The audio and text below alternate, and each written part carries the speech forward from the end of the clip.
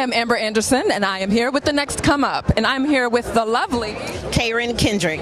So my role is Minnie McMillan, and she is the wife of Johnny D. McMillan, played by Jamie Foxx.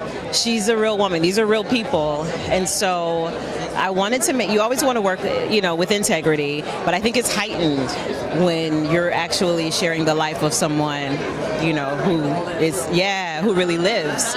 So when I read the script, I saw my grandmother. When I looked at video of her, when I saw pictures of her, I saw my grandmother. And so that was my first connection.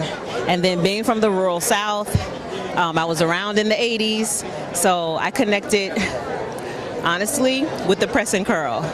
I saw the pictures of her and I was like, I know that hair, I know that process. And so that culture, and I wanted to celebrate it, I wanted to honor it, I wanted to carry it with love and share that with people. I didn't want her to be a caricature. I wanted people to understand that she's a woman she's a woman first. She is also a wife and a mother and a sister-in-law and a woman in the community. And she carries a great weight in that she has a choice to stand or walk away, and she chooses to stand. And in doing so, I think she opens the door for others to stand as well. What was the hardest thing that you would say that you encountered on set with this real person? You know what? It was such a gorgeous set. Our producer / lead, Michael B. Jordan, is so intentional in terms of his integrity, his approach, and he really helped to set the tone for how we worked.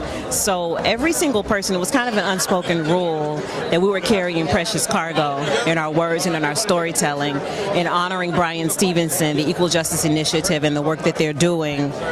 We all really just showed up to be as connected, as honorable as we could to tell the story of the work that they're doing. So I can't say that there was a hard part. I hadn't thought about it, but yeah, it was a beautiful experience. It was beautiful.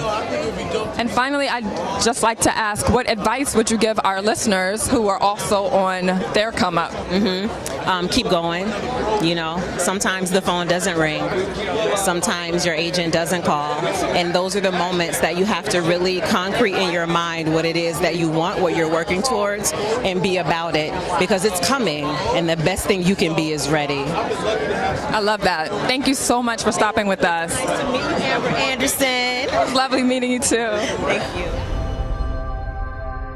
I was just about to give up when I got a call from a Harvard lawyer looking to start a legal center for inmates on death row. I was in before he even offered me the job.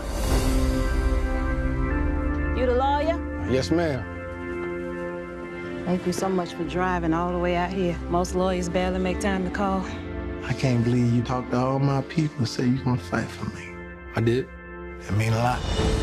If you go digging in those wounds, you're gonna be making a lot of people very unhappy. When people care about a thing that much, they'll do anything to get what they want. When I first learned about all of this, it was like looking at a river full of drowning people and not having any way of helping them. You ain't quitting, is you? No, sir.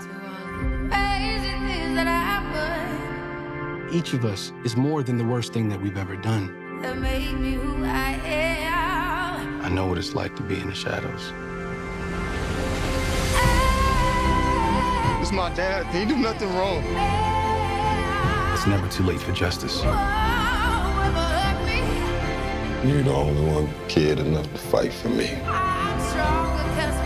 If we can look at ourselves closely,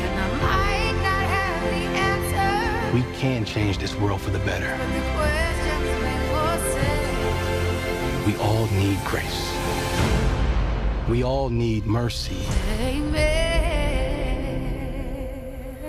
I got my truth back. You gave that to me. And ain't nobody gonna take that from us.